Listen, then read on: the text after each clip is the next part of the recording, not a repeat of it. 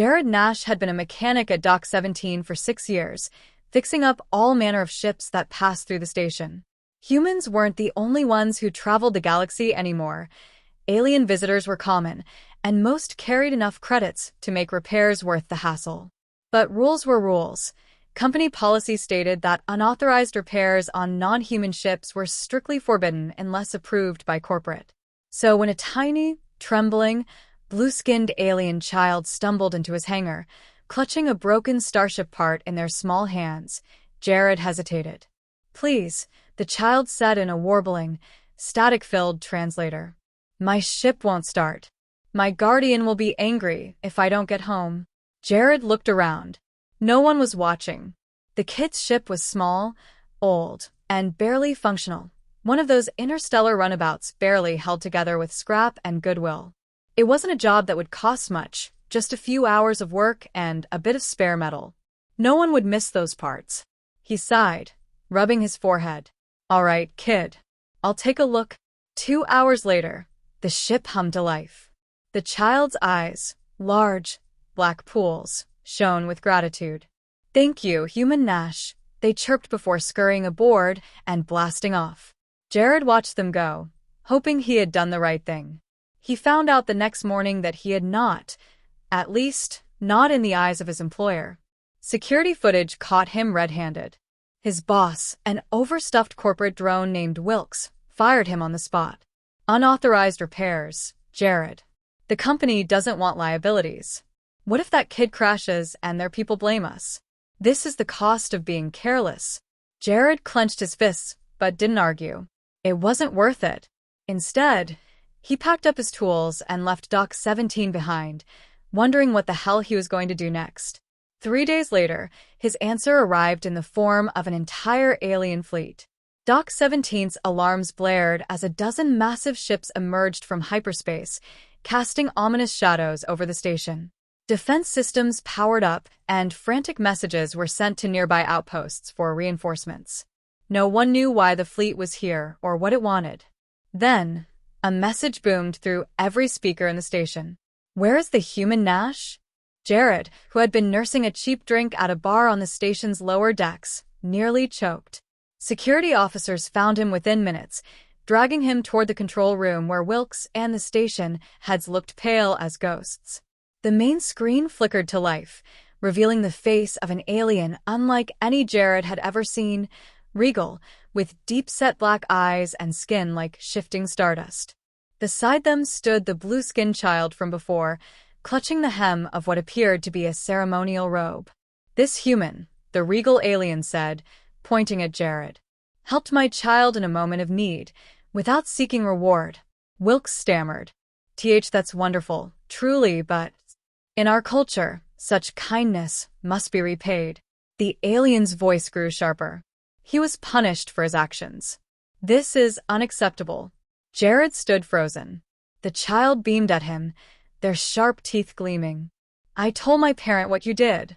They are very important." "Indeed," the regal figure confirmed. "And as repayment, we offer you a position among our people, should you wish it. Our fleet could use a mechanic of your skill."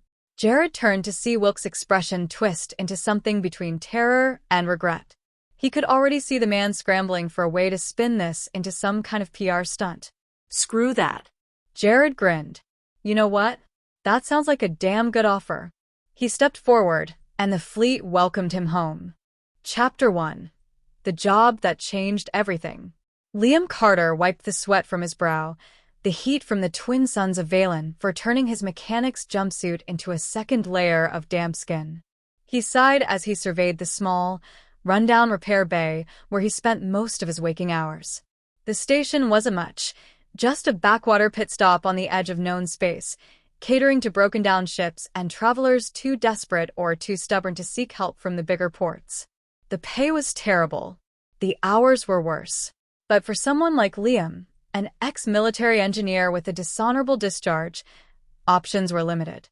"Carter, we got a live one," called his boss, Krem, a four-armed Bractarian with a voice like grinding metal. Liam groaned and set down his hydrospanner.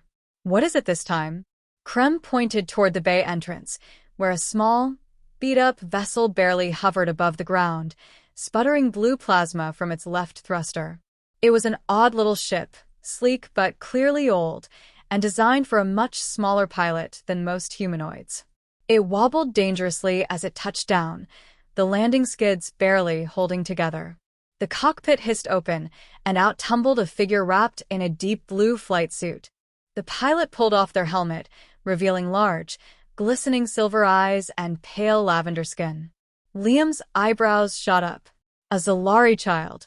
No more than 13 or 14, if he had to guess. The kid looked at him, eyes wide and frantic. "Please, you have to help me. My ship. It's dying." Liam exchanged glances with Krem, who already looked displeased. The Bractarian didn't like getting involved in anything outside of routine repairs. "Got creds?" Krem asked bluntly. The kid hesitated. I have a little, but I can get more, I swear." Krem scoffed and crossed two of his forearms. Not interested in promises. Liam could see the panic growing in the kid's expression. Something wasn't right. He didn't know much about Zalari culture, but he knew enough to recognize desperation when he saw it. "I'll handle it," Liam said before he could stop himself. Krem narrowed his many eyes. "You sure, Carter? You know how I feel about freebies." Liam exhaled. "Dock it from my next paycheck." The kid looked up at him, hope blooming in their expression. "Thank you." He waved it off and grabbed his tools. "Let's see what's wrong with your ship." Liam worked fast. The ship was in worse shape than he'd thought. The primary thrusters were fried, the coolant systems were clogged, and the navicomputer was barely functional. He had no idea how the kid had even made it this far. As he worked, he stole glances at the Zalari. They fidgeted, their three-fingered hands gripping the edge of a workbench, shifting their weight anxiously. "You're running from someone," Liam said finally. The kid's silver eyes flicked to him, then away. "I just need to leave before they find me." Liam wasn't stupid. There were only a few reasons a Zalari child would be out here alone. None of them were good. But he also wasn't the kind of man to leave a kid stranded. By the time he finished the repairs, night had fallen, and the small hangar was illuminated only by the blue glow of the ship's newly restored engines. "All set," Liam said. "She'll hold together, at least long enough to get you where you're going." The kid beamed at him. "Thank you. I won't forget this." As the ship lifted off and disappeared into the night sky, Liam felt a strange unease settle in his gut. He had a bad feeling about this. The next morning, Krem fired him. Chapter 2. The Fleet Arrives. 3 days later, Liam was halfway through a cheap bottle of synth whiskey in his tiny rented quarters when the emergency sirens blared through the station. He groaned and sat up. Now what? A quick glance at the comms panel showed an incoming fleet, a big one. Too big for a simple patrol. The docking bay feeds displayed a swarm of sleek, black Zalari warships descending upon the station like a storm. Liam's stomach twisted. Oh, hell. By the time he reached the main promenade, chaos had erupted. Station security scrambled to their posts, merchants and travelers darted for cover, and Krem stood frozen, his forearms twitching. The Zalari ships docked with eerie precision. The airlock hissed open, and a procession of armored soldiers stepped out, their silver eyes scanning the crowd. Then, a taller figure emerged, clearly an officer, their ornate armor gleaming under the artificial lights. Their gaze locked onto Liam almost instantly. "You," the officer said, voice calm but firm. "You repaired the ship of our crown heir." Liam blinked. "I what?" The officer stepped closer, unfazed by the dozens of weapons aimed at them. "The child you helped was Prince Kaler of the Zalari Dominion. He was fleeing an assassination attempt." Liam's mouth went dry. He had helped a prince? The officer inclined their head. "For your service to the royal family, we offer you a position as chief engineer of the heir's personal fleet." Liam glanced at Krem, who looked ready to faint. Then he turned back to the officer. "Wait," he said. "You're offering me a job?" The officer gave a small, knowing smile. "Not just a job. A new life." And just like that, Liam Carter's world changed forever. Chapter 3. The Aftermath. 3 days had passed since Tobias Grayson was fired from his job at Hadley's interstellar repair dock. 3 days since he fixed that alien child ship. And 3 days since he'd been blacklisted from every legitimate mechanic job within 100 light-years. He sat in the dimly lit corner of the Rusted Wrench, a seedy bar on the outskirts of Hadley Station, nursing a glass of something that smelled like engine degreaser. The other patrons gave him a wide berth. News had spread quickly. Tobias was the idiot who lost his job over some alien kid's broken-down shuttle. Worse, he had no idea why it had gotten him fired. He played the moment over and over in his head. The ship had been old, barely holding together, but he had seen potential in it. The child had been desperate, his small blue hands trembling as he begged for help. Tobias had never turned away someone in need, and he wasn't about to start then. What had he done wrong? A sudden hush fell over the bar. Tobias looked up and saw the bartender pale as he switched the holoscreen to a news feed. The headline scrawled across the screen in glowing letters: Imperial Rendarian Fleet arrives at Hadley Station, seeking reparations. Tobias frowned. The Rendarians were a notoriously reclusive species. He had only ever met one, and that was the child. A pit formed in his stomach as he turned his attention back to the broadcast. The fleet had stopped at Hadley Station, demanding an audience with the station governor. The reason? An unnamed mechanic had performed an act of great service to a Rendarian royal. The Rendarians owed a debt, and they intended to repay it. The problem? The mechanic in question had been fired before the fleet arrived. Tobias cursed under his breath. This is bad. Even as he processed the news, his communicator beeped. A station-wide announcement followed. Tobias Grayson, report to Governor Mercer's office immediately. The bar erupted into murmurs. Tobias downed his drink, set the glass down with more force than necessary, and stood. If the Rendarians were here for him, he needed to know why. And if the governor was calling, that meant things were about to get complicated. Chapter 4: A Royal Debt. The governor's office smelled of polished metal and fear. Governor Mercer, a portly man with a constantly sweating brow, paced behind his desk, occasionally glancing at the holoscreen displaying the Rendarian fleet. You have any idea what kind of mess you've made? Mercer snapped as soon as Tobias entered. Tobias crossed his arms. Didn't know fixing a ship was a crime. Fixing a ship? You repaired the personal transport of Prince Kale of the Rendarian Empire. Do you have any idea what that means? Tobias blinked. Wait. The kid was a prince. Mercer ran a hand down his face. Yes. And now his people are here, demanding we reinstate you with full honors or face consequences. Tobias raised an eyebrow. And what kind of consequences are we talking about? Economic sanctions, trade restrictions, possibly war. Mercer shouted. They claim that an injustice was done to you, and they will not stand for it. Tobias let out a low whistle. That's a bit extreme. Mercer slammed his fist on the desk. Well, they don't see it that way. To them, you did something worthy of their highest respect. That ship was damaged in an accident, and the prince was stranded. You saved him from disgrace. The Rendarian Empire repays its debts, Tobias. And they want you back. Tobias rubbed his jaw. So what now? Mercer took a deep breath. We need to play this carefully. The station's corporate backers want to smooth things over, so we'll reinstate you. Triple your salary. Give you a promotion. Just play along, will you? Tobias frowned. Something felt off about the governor's tone. And if I say no? Mercer's eyes darkened. Then you become a liability. The door slid open behind Tobias. 2 station security officers stepped inside, hands resting on their weapons. The threat was clear. Tobias sighed. Guess I don't have much of a choice.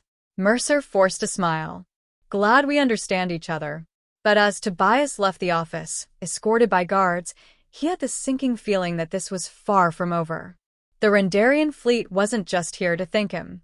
They had an agenda, and he needed to find out what it was, before it was too late.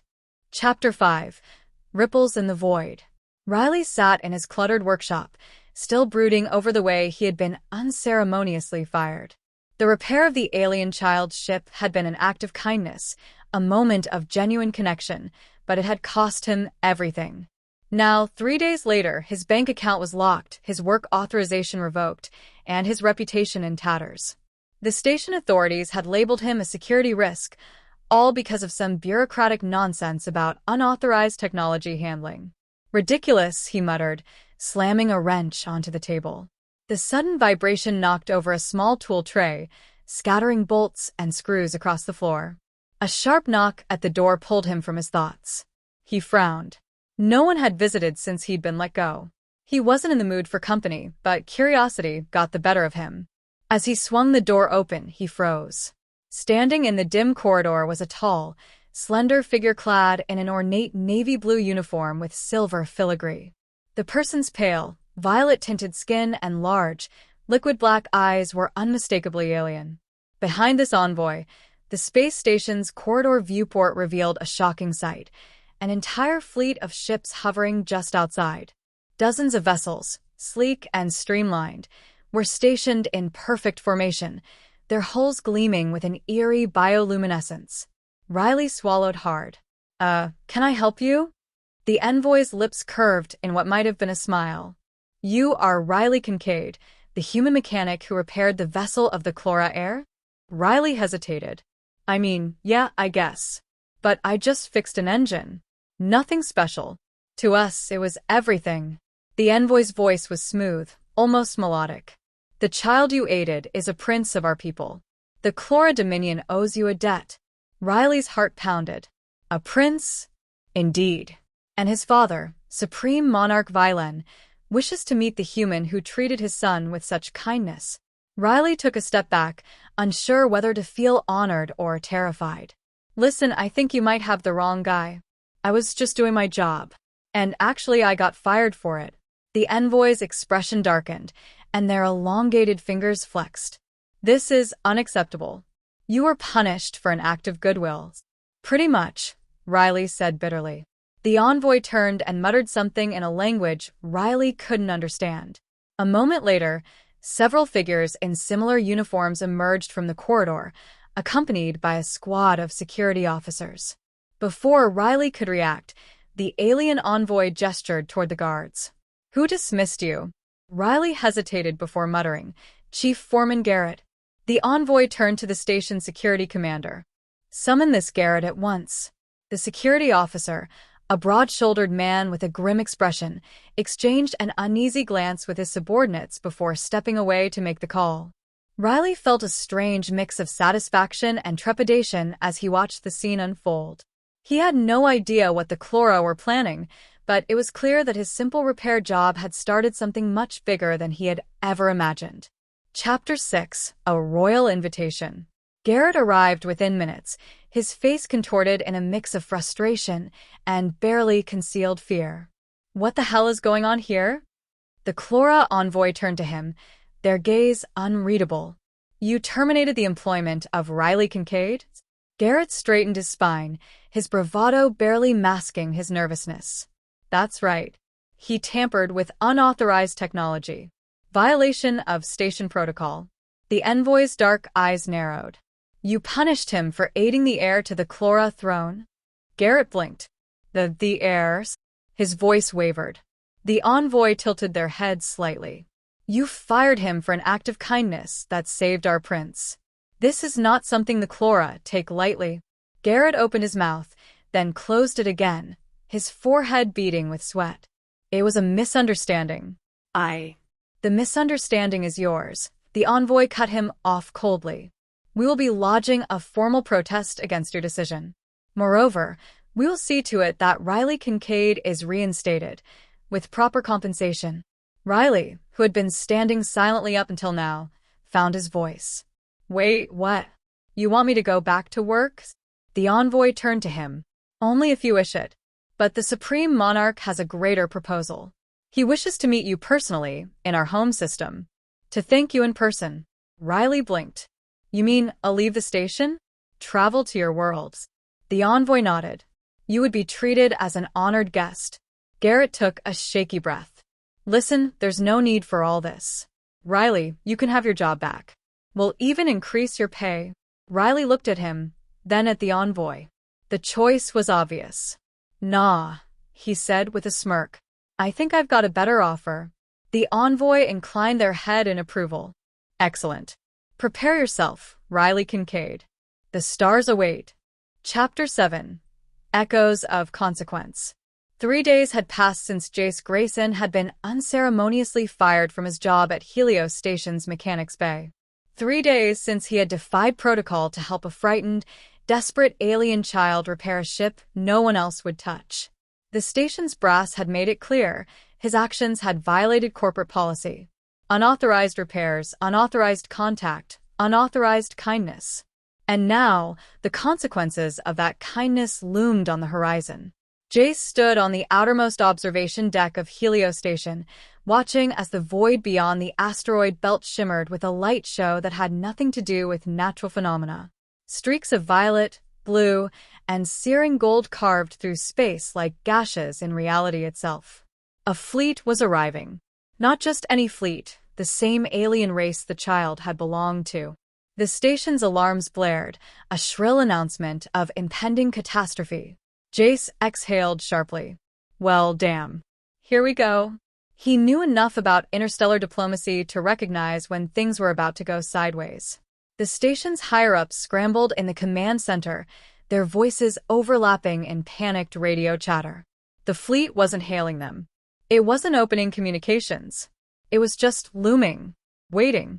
Then, as if responding to an invisible signal, the largest vessel in the fleet, a behemoth of black metal and organic plating, fired up its engines and began a slow approach. Jace turned away from the viewport, grabbed his satchel, and started moving toward the central hub. He had a feeling he was about to be very popular. Inside the command center, Director Hale stood frozen in front of the main holo display. Her usually composed demeanor had cracked, revealing the thinly veiled terror beneath. The officers manning the station's defenses exchanged nervous glances. "They're not attacking," one of the techs muttered. "They're just sitting there, watching us." "They're waiting for something," Hale said, voice strained. She turned to one of her adjutants. "Get me a comm link. We need to." The holoscreen flickered. The comm request had been bypassed. Instead, the image of an alien figure materialized before them, a tall, regal being adorned in flowing robes woven with silver circuitry. Its black eyes burned with a subdued, patient fire. When it spoke, its voice was not a demand, nor a threat. It was a statement. "We seek the one who aided our young." Jace, having just stepped into the room, felt every eye turn toward him. Chapter 8. Reckoning and Reward. The silence in the command center was suffocating. Director Hale's expression shifted between fury and disbelief as she slowly turned to Jace. "What did you do?" she hissed, though her voice barely contained the fear underneath. Jace exhaled through his nose. "I fixed a ship. Helped a scared kid. Didn't think that would warrant a fleet showing up." The alien emissary's gaze locked onto Jace. "Come forth." Jace hesitated only a moment before stepping closer to the holoscreen. "I assume you're here because of a kid?" "Yes." The alien tilted its head. "You showed compassion where others did not. You ensured the safe return of one of our own. This debt must be repaid." A murmur rippled through the command center. Jace blinked. "Repay? I didn't do it expecting. Nevertheless, we have decreed it so. The child you aided is of great importance. Your actions have not gone unnoticed." The emissary's voice deepened. "Your station cast you aside for kindness. We will not." Jace glanced at Director Hale, whose face had gone ghostly pale. The realization was dawning on her just as it did on him. Whatever this fleet represented, it outranked Helios Station's corporate overlords by an astronomical degree. The emissary continued, "We extend to you an offer. Come with us. Become one of our honored engineers. You will be granted knowledge beyond the comprehension of your kind. Wealth, security, and purpose." Jace's heart pounded. This was an offer beyond anything he could have imagined. But leaving meant never coming back. It meant severing ties with everything and everyone he had ever known. Director Hale, sensing an opportunity to salvage the situation, found her voice. "Surely, we can negotiate." Helios Station values all its employees, and Mr. Grayson. The emissary's eyes darkened. Your station discarded him.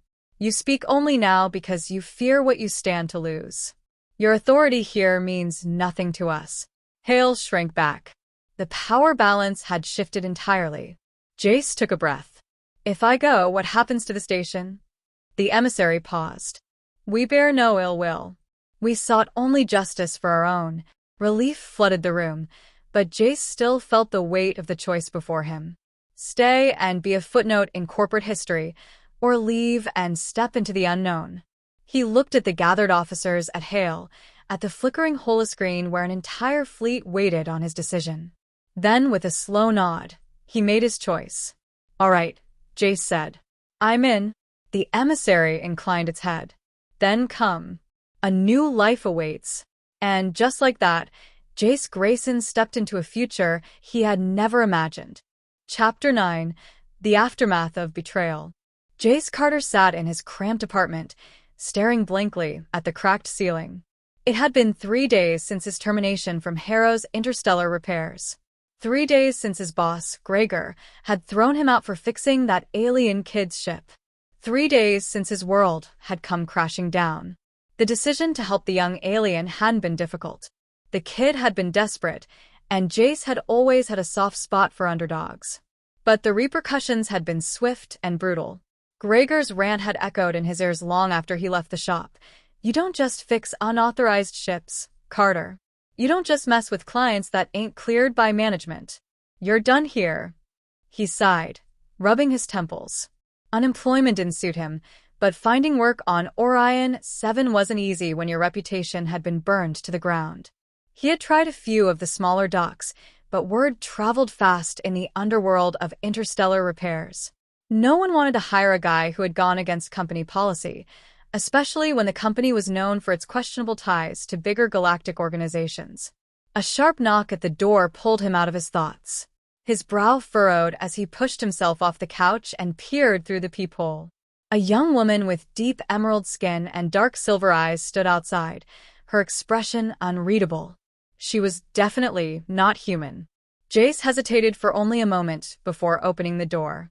You're Jace Carter, she said, her voice smooth and deliberate. That's what it says on my ID, Jace replied, folding his arms. Who's asking? She stepped closer, her silver eyes locking onto his. My name is Zila. You repaired my brother's ship 3 days ago. Jace blinked. You're related to that kid? Zila nodded. And because of that, my people have come. We require your assistance. Jace scoffed. You do realize I got fired for that, right? Zila's gaze didn't waver. We're aware. That is why we are here. Jace opened his mouth to argue but stopped as a deep hum vibrated through the air. He turned to his window, and his stomach dropped.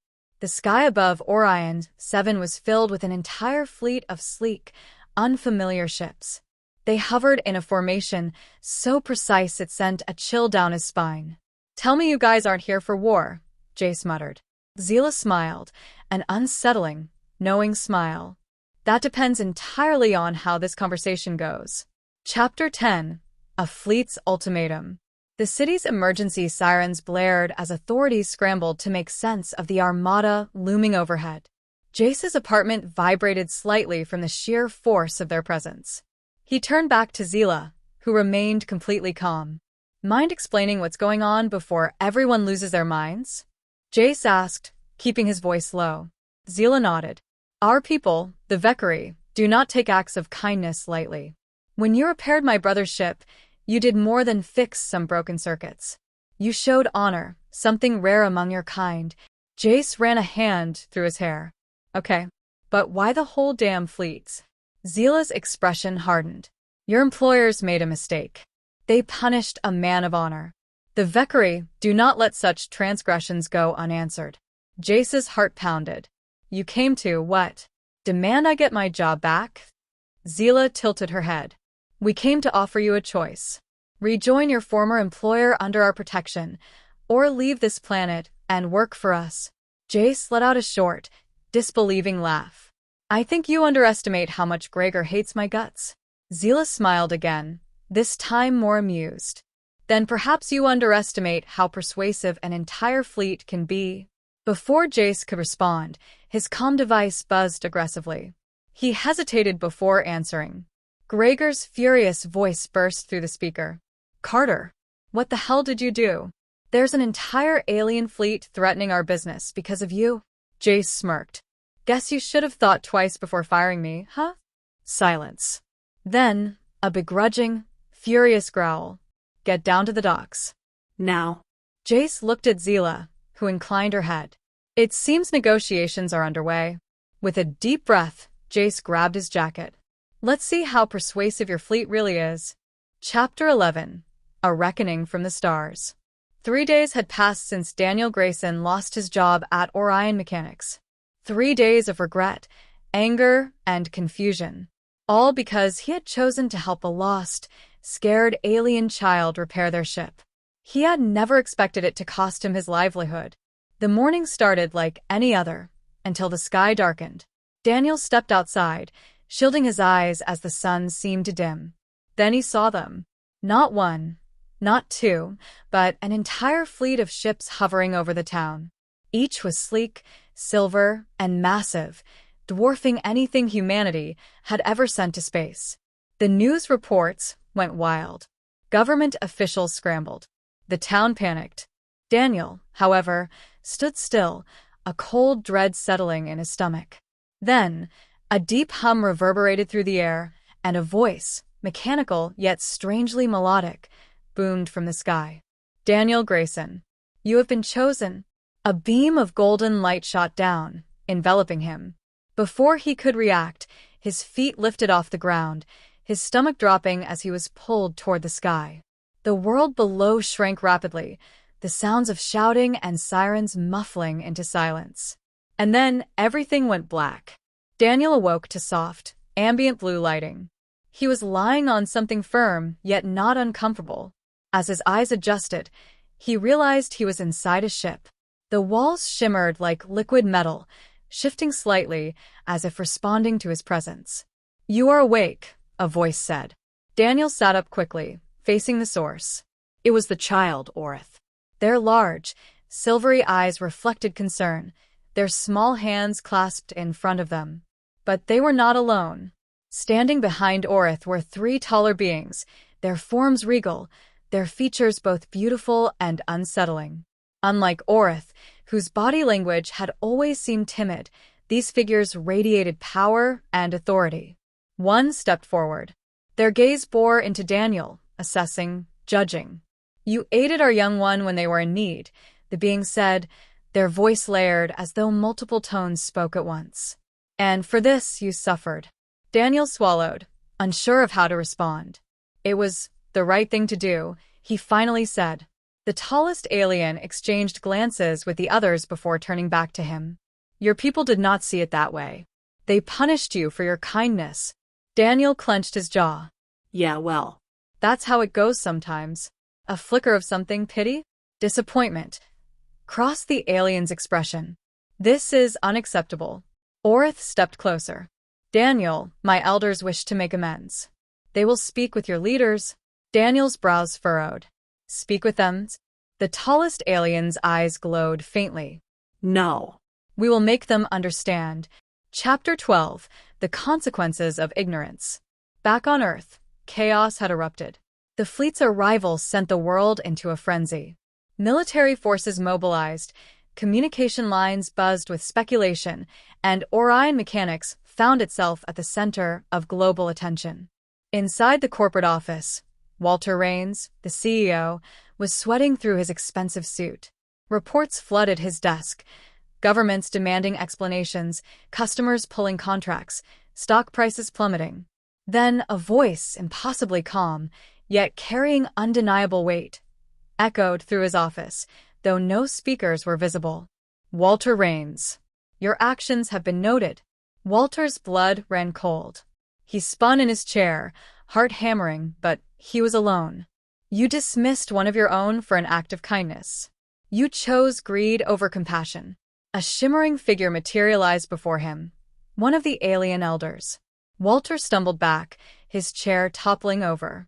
What do you want? He stammered. Justice?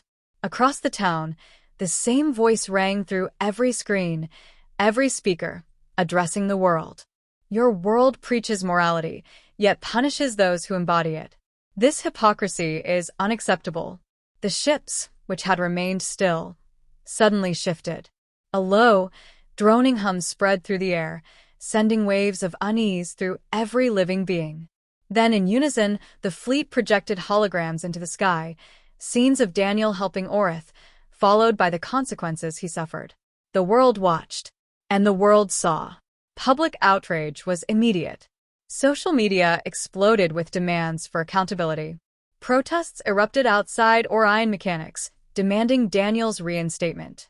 News anchors condemned the company's actions, calling them a disgrace to human values. Then came the ultimatum.